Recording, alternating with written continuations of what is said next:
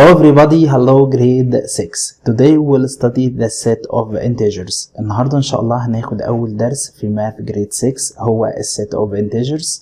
هنتعرف على set of integers إزاي نطلع subsets اللي هي المجموعات اللي بتبقى جزئية من يا مستر integers.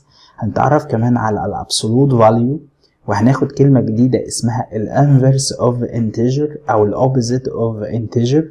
كمان هنعرف ازاي نمثل على النمبر لاين يا مستر set of integers or subset of integers. حلقة مهمة جدا وبسيطة جدا بإذن الله. في آخر الحلقة معانا مجموعة من الاكسرسايزز مهمة جدا ومجموعة من الأسئلة اللي بتيجي دايما في الامتحانات. First the set of integers. ايه هي الانتجرز يا مستر؟ بكل بساطة الرمز بتاعها z اللي هي اللي قدامنا دي. 0 at the middle، الزيرو في الوسط، على يمين الزيرو 1 2 3 and so on. At the left we have -1 -2 and -3. حد سألك يعني ايه -1؟ معناها انك خسران. خسران كام؟ خسران جنيه، يبقى معناها -1. طب دي معناها كام؟ معناها +1، يعني ان انا كسبت جنيه. خد بالك ان بعض الكتب بتكتب علامة البوزيتيف اللي هي هتدي علامة بلس اللي احنا متعودين عليها. يبقى خد بالك النيجاتيف دايما بيعبر عن الخسارة والبوزيتيف دايما بيعبر عن المكسب. يبقى انت عندك loss and profit. طيب عشان نتعرف على الانتجرز اكتر بنرسم نمبر لاين. بكتب 0 at the middle، at the right we have 1 2 3، at the left we have -1 -2 -3. معنى كده ان السيت اوف انتجرز is infinite set، يعني ملهاش نهاية. يبقى بقدر بقول the set of integers is an infinite set. بس تعالى نعرف ايه هي السبسيتس اللي ممكن تطلعها من الانتجرز. subsets of z، يعني الزي دي هتطلع منها ايه؟ اول حاجة نطلعها هي البوزيتيف انتجر، بتاخد الرمز اللي قدامك ده equals يا مستر 1 2 3 and so on، ودي اللي احنا درسناها قبل كده. يبقى مننساش the set of 1 2 3 and so on we can name it positive integers. the set of negative integers زيها بالظبط -1 -2 -3 and so on، يبقى ديت النيجاتيف انتجرز. يبقى كده ممكن نستنتج ان الزي عبارة عن البوزيتيف انتجرز والنيجاتيف انتجرز بالاضافة الى مين؟ بالاضافة الى الزيرو اللي هو مش هيبقى نيجاتيف ولا هيبقى بوزيتيف، وهقولها لك حالا. يبقى بقول يا مستر ان زي equals positive integers union negative integers union the set of 0. notes. the first note يا مستر بنتعامل معاها هي الفين دياجرام للزي. كل اللي عليك انك بترسم شكل هندسي وبتسميه زي. تقدر تقسم الشكل ده ل 3 sets زي ما اتفقنا. positive integer negative integer between them we have 0. خد بالك بقى انت لو اخدت الزي ديت يا مستر وحبيت انك تجزاها لجزئين، البوزيتيف انتجر مع الزيرو هيديك الناتشرال نمبر اللي احنا درسناها قبل كده. يبقى بقدر اقول ان z equals natural number union Mr.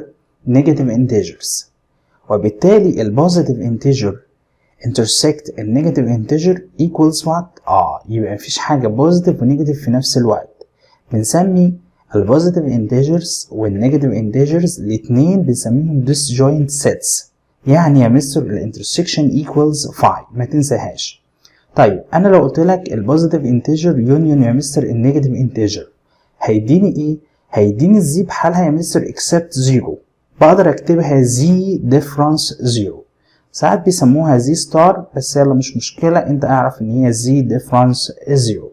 يبقى ما تنساهاش الانترسكشن equals 5، اليونيون يديني الزي ما عدا يا مستر الزيرو. خد بالك بقى من حته مهمه جدا ان الناتشرال نمبر is a subset of z. في الحاله دي يسألك على اليونيون ويسألك على الانترسكشن between z and n.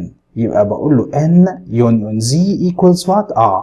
اليونيون هيديك الست اللي بره اللي هي الكبيرة اللي هي الزي، انما الانترسكشن طبعا هيديني الn. جملتين مهمين جدا وبيجوا كتير في الاختيارات. هي بالظبط بنفس الاسلوب البوزيتيف انتجر is a subset of z.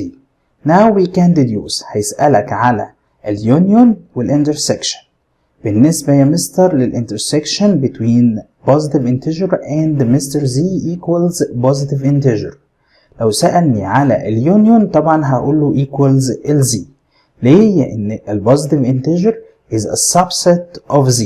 نفس الجملتين دول هيتكرروا مع مين يا مستر؟ مع النيجاتيف انتجر و z. بقول ان النيجاتيف integers is a subset of z. Now we can deduce that negative integer intersect z equals what? Equals negative integer.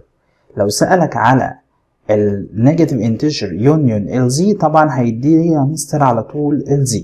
ما تنساش الانترسكشن بيديك اي واحدة فيهم، يا اما بوزيتيف انتجر يا اما نيجاتيف انتجر، انما اليونيون بيديني اللارج مستر سيت اللي هي الزي. هنرسم نمبر لاين ونبتدي نحط عليه الانتجرز بتاعتنا. لو احنا عايزين نجزأه بقول على ال 1 وال 2 وال 3 at the right positive integer، وبقول على at the left يا مستر negative 1 negative 2 negative 3 is negative integer. معنى كده ان الزيرو يا مستر is neither negative nor positive، يعني لا هو positive ولا هو negative. ولذلك لو سألك على علاقة الزيرو بالبوزيتيف انتجر هتقول له is not an element of. الرمز ده بيتقري is not an element of أو it doesn't belong. طيب لو سألني برضو على الزيرو قال لي هو ايه علاقته بالنيجاتيف انتجرز، هتقول له برضو is not an element of negative integers، أو يا مستر بقول له it doesn't belong to negative integers. حتتين مهمين جدا. لو انت عندك الزيرو ده between two braces اللي هي اقواس المجموعة اللي احنا اتفقنا عليها، على طول هنختار الرمز يا مستر is not subset درسناها قبل كده. representing of integers on the number line. ازاي نعمل representing للintegers or a subset of z. For example x equals negative 3 negative 1 0 3 4. ازاي تعمل لها representing؟ كل اللي عليك انك just draw a number line وهتحط عليه الانتجرز. اول element عندي نيجاتيف 3، هروح على النيجاتيف 3 على اللاين واظلله بدايره سوداء. نيجاتيف 1 برضو دايره سوداء. 0 نفس الحكايه. 3 and 4. يبقى انا كده مستر عملت representing للاكس. خد بالك ان الاكس دي finite set، يعني انت عارف البدايه والنهايه وعارف فيها كام elements. we have 5 elements. بس لو كانت الاكس دي مستر is infinite set زي دي كده y equals x such that x is greater than negative 2، يعني انت عايز كل الانتجرز اللي هي greater than negative 2. معنى كده ان النيجاتيف 2 مش معاك، يعني انت عايز negative 1 0 1 2 3 and so on. ازاي نعمل لها representing on the number line؟ كل اللي عليك انك هترسم النمبر لاين وهتبدأ تكتب عليه الانتجرز الموجودة عندك. النيجاتيف 2 مش معانا، مش ضمن الست واي، وبالتالي هتعملها بدايره هتكون اوبن يا مستر. سيركل اوبن مش شيدد، مش هتقفل الدايره اللي عندك. بعد كده هتبدا تقول لنفسك مين يا مستر greater than نيجاتيف 2؟ هتقول له نيجاتيف 1 0 1 and so on. وبالتالي and so on دي يعني العمليه ممتده معاك. في الحاله دي هتبدأ تمثل الحاجة دي بلاين أو بري. الري ده معناه إيه؟ معناها كل الانتجرز اللي بعد ال1 يا مستر 2 3 4 5 and so on مستر are represented on the number line، يعني متمثلة على النمبر لاين. وبكده يبقى أنت قدرت يا مستر تعمل representing لإنفينيت set on the number line. خد بالك الست الموجودة عندك دي is a subset of the set of integers. The integer and its opposite. ازاي نحدد الopposite للانتجر؟ كل اللي عليك هترسم نمبر لاين ونكتب عليه يا مستر الانتجرز.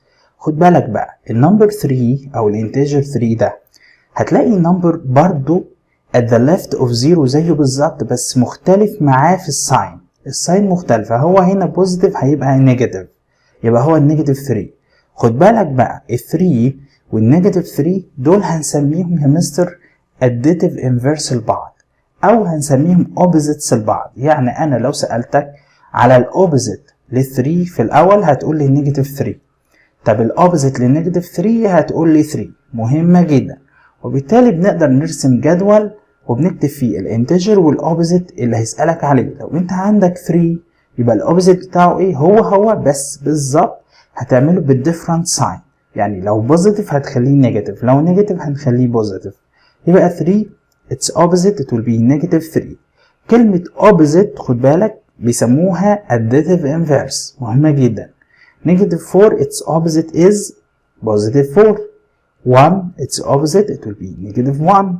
0 what's the opposite number of 0 it will be the same 0.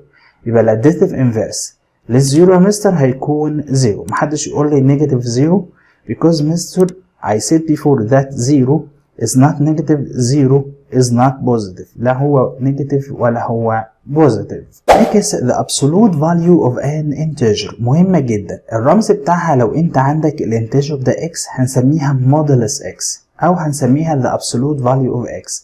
كل اللي عليك انك هتكتب الاكس between two vertical lines between خطين رأسيين زي اللي انت شايفهم دول. يبقى دي تتقري ايه؟ the absolute value of x or modulus x.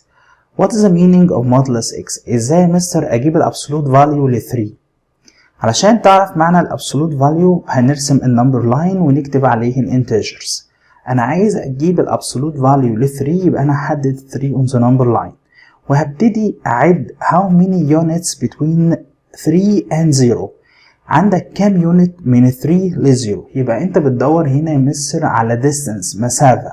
يبقى كل اللي عليك just count. هتبدأ تعد هتلاقيك مشيت 3 خطوات. طب انت مشيت 3 خطوات. Now we can deduce that the absolute value of 3 is 3 units.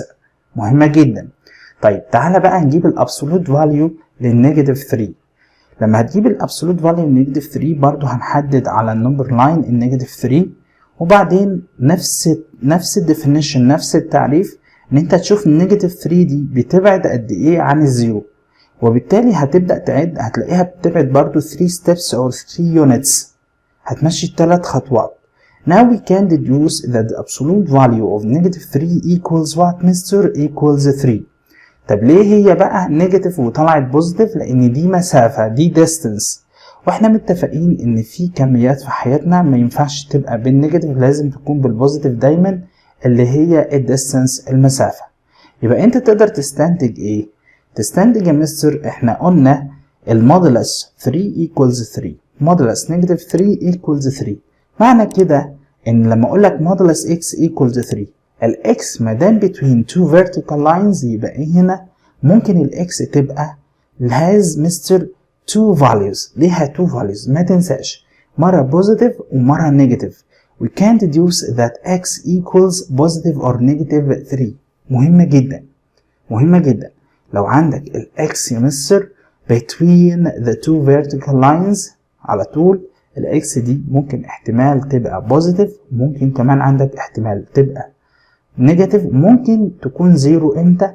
لما يكون المودولس equals 0. The first exercise find each of the following. عايز يحسب النواتج الموجودة عندي. 1 plus Mr. modulus 2. طبعا المودولس 2 ب 2 يبقى أصبحت 1 plus 2 يبقى على طول equals 3. Next modulus 4 equals 4. modulus negative 5 equals 5. قلت لك مادام between the two vertical lines هيطلع ب 5 على طول. Now we can add 4 plus 5 equals 9. modulus negative 7 equals 7 times modulus 2 equals 2. 7 times 2 equals 14 يبقى أنا هكتب 14. بيسألني على المودولس 8 equals 8 directly. modulus negative 10 equals 10 plus modulus negative 5 equals 5. 10 plus 5 equals 15. modulus negative 15 is what mister is 15 divided by هتحط divided by modulus 3 equals 3. 15 divided by 3 equals what? equals 5. بعد كده بيسأل على ال value of x. خد بالك ان ال x between يا مستر ال two vertical lines يبقى على طول ال x دي ممكن يطلع لها two values. يبقى هقول له ال x equals positive or negative what? 5. مهمة جدا. طب هنا برضو زيها ال x equals positive or negative 10. طب لو انت عندك modulus x equals 0 يبقى هتستنتج على طول ان ال x equals 0. مهمة جدا. لو ال x between the two vertical lines يا مستر لازم يطلع لها two values ما عدا لو modulus x equals 0 هيطلع لها value واحدة بس اللي هي 0. Next exercise بيقول لي put the suitable sign. خد بالك التو signs الأولانيين دول يا مستر بيربطوا ما بين element و set. الأولى اسمها is an element of والتانية اسمها is not an element of. طب والتو سيمبلز التانيين بيربطوا ما بين set وset. خد بالك الأولانية اسمها subset والتانية اسمها is not subset. طب تعالى نشوف أول جملة negative 3 and n. طبعا احنا عارفين ال natural numbers يا مستر هي 0 1 2 3 and so on، فمش هلاقي فيها النيجاتيف numbers نهائي، وبالتالي هقول له is not an element of. negative 5 and z. خد بالك بقى النيجاتيف 5 موجودة في z، يبقى دي يا مستر الست دي is a subset of z.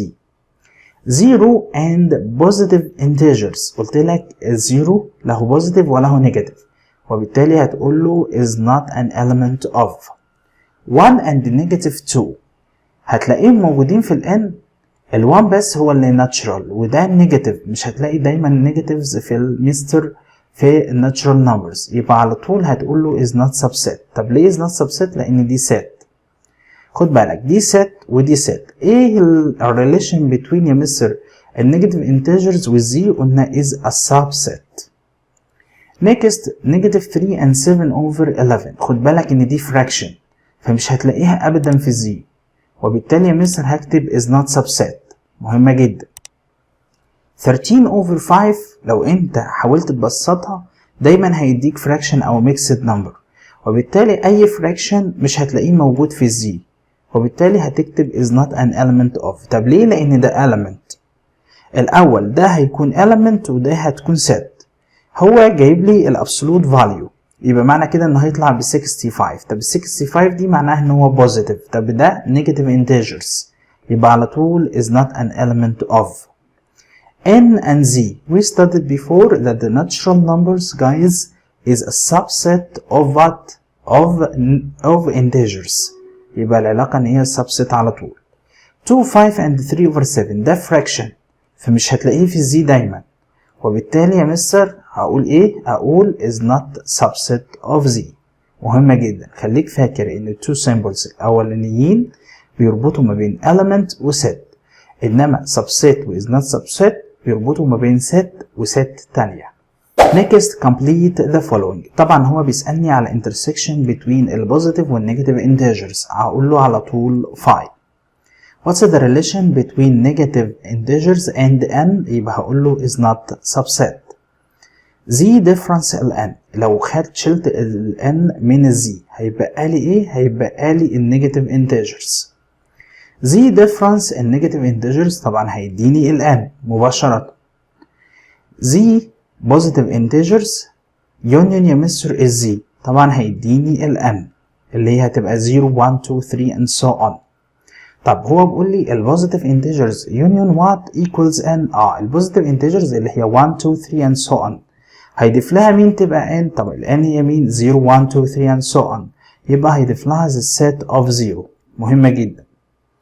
البوزيتيف انتجرز union ال n، يعني خد البوزيتيف انتجر وال n مع بعض هيدوك طبعا ال n. طب ليه؟ لأن البوزيتيف انتجر is a subset of n، جزء من ال n. next z intersect n. طبعا هيديني مين يا مستر؟ يبقى هيديني n على طول. طب ليه؟ لأن ال n is a subset of z. لو يتكلم على intersection هيديله n، لو هتكلم على union هيديني z. قلتها في الشرح خالص في الأول. ال n difference مستر البوزيتيف انتجر طبعا هيديني الزيرو. ايه اللي موجود في الناتشرال نمبر ومش موجود في البوزيتيف انتجر؟ اللي هو الزيرو. next n difference z. طبعا لو هتكلم اقول ال n موجودة في z، وبالتالي لما اقول لك n difference z هتقول له على طول equals 5. z equals what؟ قلت لك 3 sets، البوزيتيف انتجرز والنيجاتيف انتجرز وكمان معاهم الزيرو. next negative integers مستر union or intersect مستر n. مش هتلاقي ما في بينهم حاجات مشتركة ابدا، مفيش common هنا انا عايز ال common elements، وبالتالي equals what؟ equals 5. بعد كده بيقول لي the set of odd integers، يعني انت عايز ال odd بس اللي هي 1 3 5 7 and so on. طيب the set of even integers اللي هي مستر 0 2 4 and so on. خد بالك ال odd والايفن احنا خدناهم من السنة اللي فاتت، الاتنين مع بعض يدوك الناتشرال نمبر، يبقى هتقول له n. بعد كده بيقول لي the complement of negative integers. يعني مين هي الكومبلمنت للنيجاتيف انتجر with respect to z. في الحالة دي انت هترسم الزي، وكلنا عارفين يا مستر ان النيجاتيف انتجرز جوه الزي. طب يبقى مين اللي بره النيجاتيف انتجرز؟ خد بالك ان دي نيجاتيف انتجرز. هيديني مين بقى؟ هيديني الان. يبقى على طول هكتب له الان، لان الان مع النيجاتيف انتجرز هتكون زي على طول. the complement of positive integer respect to n. خد بالك البوزيتيف انتجر برضو هتلاقيها جوه الان، دي البوزيتيف انتجر. طيب هيبقى مين بقى اللي بره على طول؟ اللي بره على طول هيبقى الزيرو. يبقى هتقول له the set of zero هو ال complement set of positive integers بالنسبة مين؟ بالنسبة للn. Next choose the correct answer. قبل ما تختار لازم تحدد الأول الإجابة، بعدين تختار الإجابة الصحيحة. هو هنا عايز absolute value وعايز يعمل plus، يبقى 2 plus 2 تطلع الناتج ب 4. يبقى ال correct answer عندك هتكون 4. بيقول لي if b is absolute value of negative 7، يعني ال b هتبقى ب 7، هو عايز ال b يبقى على طول هختار له 7. نمبر 3 بيسأل عن ال intersection between ال positive وال negative integers، طبعا قلناها equals 5، يبقى الانسر هتكون 5. بيقول لي z difference negative integers، يبقى الزي لو شلت منها النيجاتيف انتجرز طبعا هيديني 0 1 2 3 and so on. طب دي مين؟ دي الناتشرال نمبرز، يبقى الإجابة عندك هتكون n. next z difference ال n، طبعا هيديني النيجاتيف انتجرز، يبقى z equals negative integers. positive integers union 0، يعني البوزيتيف انتجرز دي وحط معاها الزيرو هيبقى دي مين؟ 0 1 2 3 and so on. طب دي مين؟ دي الناتشرال نمبرز، يبقى الانسر هتكون الناتشرال نمبرز. next البوزيتيف انتجرز يونيون 0 يونيون يا مستر نيجاتيف انتجر، دول 3 سيتس الموجودين من مين؟ من الزي، يبقى equals زي على طول، يبقى الانسر عندي هتكون زي. next choose the correct answer. مكمل مع الريليشنز اللي احنا درسناها. هو بيقول لي ال n union الزي. طب what's the relation between natural numbers and the integers؟ هتقول له ال n is a subset of z. لو سألك على اليونيون على طول هقول له الزي. طب لو سألك على الانترسكشن على طول هتقول له ايه؟ هتقول له الان. يبقى الانسر عندي هتكون زي. خد بالك هنا بيسألك على الانترسكشن، يبقى الانترسكشن هيكون ان. جملة مهمة جدا، يبقى الانسر عندي هتكون natural numbers. n union مستر negative integers، الناتشرال نمبرز مع النيجاتيف انتجرز طبعا هيكونوا لي الزي اللي هي الانتجرز، يبقى الانسر عندي هتكون زي. نيكست لو سألك على البوزيتيف انتجر والنيجاتيف انتجر، احنا سميناهم تو disjoint sets. لو سألتك قلت لك بوزيتيف انتجرز مستر ديفرنس نيجاتيف انتجرز هيديني الاولى اللي هي البوزيتيف انتجرز. طب لو عكسها لو قال لي نيجاتيف انتجرز ديفرنس بوزيتيف انتجر على طول هتقول له النيجاتيف انتجرز. يبقى في الحالتين بالنسبه للديفرنس لو انت عندك بوزيتيف انتجرز ونيجاتيف انتجرز يا مستر بتاخد الست الاولانيه، يبقى الانسر عندي هنا هتكون البوزيتيف انتجرز. نيكست نمبر 5 بيقول لي اف اكس، خلي بالك الاكس دي set is a subset of the intersection of the two sets. يبقى اول حاجه هتفكر تعملها انك هتجيب الانترسكشن. طب الانترسكشن هي ايه يا مستر؟ هي الكومن elements. الكومن عندنا 3 او نيجاتيف 3، يبقى على طول ان ديت نيجاتيف 3. طب يبقى هي الاكس سبسيت من الانترسكشن، يبقى اصبحت الاكس سبسيت من الكلام ده. هو عايز يقول لي الاكس هنا equals a، يبقى اصبح عندي الاكس يا مستر equals the set of negative 3. مهمه جدا. لو انت اخدت النيجاتيف 3 واخدت يا مستر الانترسكشن هيديك نيجاتيف 3. احنا درسنا قبل كده حاجه مهمه ان any set is a subset of itself، يعني اي مجموعه في الدنيا is a subset of itself من نفسها، يبقى الانسر عندي هتكون the set of negative 3. next exercise بيقول لي find the value of، طبعا بيسالك على الابسولوت فاليو للنيجاتيف 7 equals 7. للنيجاتيف 10 يا مستر هتبقى بوزيتيف 10. the absolute value of 2 equals 2. وضحنا معناها the absolute value of negative 21 equals 21. بيركز على المودولس دايما. absolute value of 0 equals 0. absolute value of negative 100 هتخليها positive 100. next عايز الفاليو، عايز يحسب الفاليو للكلام ده. طبعا انت هتحسب كل واحدة لوحدها وبعدين يا مستر تعمل بلس، يبقى هنا هيديني 3 plus 2 يبقى equals 5. next هيديني 2 وهنا 13 وعايز يعمل بلس، 2 plus 13 equals 15. absolute value of negative 5 equals 5, 5 plus 7 مستر equals 12. absolute value of 0 0 plus 15 it will be the same number which is 15. absolute value of negative 2 equals 2 يبقى هنا دي 2 plus 2 يبقى equals على طول 4. next absolute value of 5 is 5, absolute value of 4 is 4 وعايز يعمل subtracting يبقى الناتج هيطلع لك 1. خد بالك هو يحدد هو عايز يعمل ايه. negative 100 هتبقى 100 minus 50 equals 50. absolute value of negative 12 equals 12. مادام هي محطوطة between يا مستر two vertical lines هتطلعها على طول بالبوزيتيف. minus 12 equals what مستر equals 0. absolute value of 0 equals 0 plus 7 equals 7. finally absolute value of negative 5 equals 5 minus 5 يبقى هيديك على طول equals 0. كل دي حاجات سهلة وبسيطة ومباشرة كمان. next exercise بيقول لي find the value of، برضو دخلي الابسولوت value في المالتيبليكيشن وكمان في الديفيجن. أول جملة عندي absolute value of negative 3 equals 3، absolute value of negative 5 equals 5، عايز يعمل لهم multiply. 3 times 5 equals 15.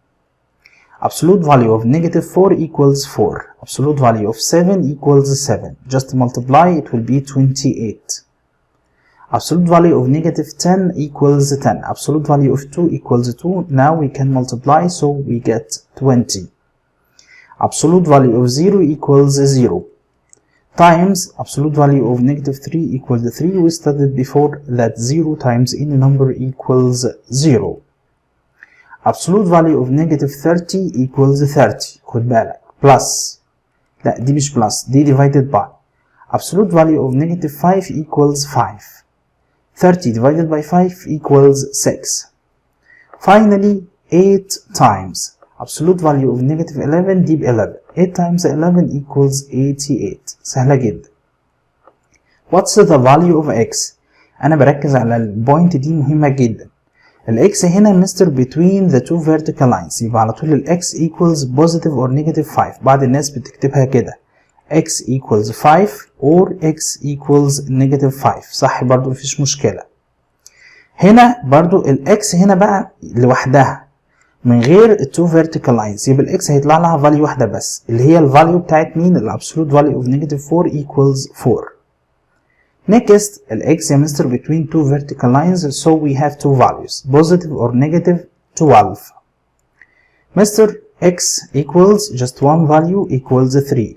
كررناها ليه؟ لان هي اصلا من غير الابسولوت value او الرمزين اللي احنا اتفقنا عليهم two vertical lines.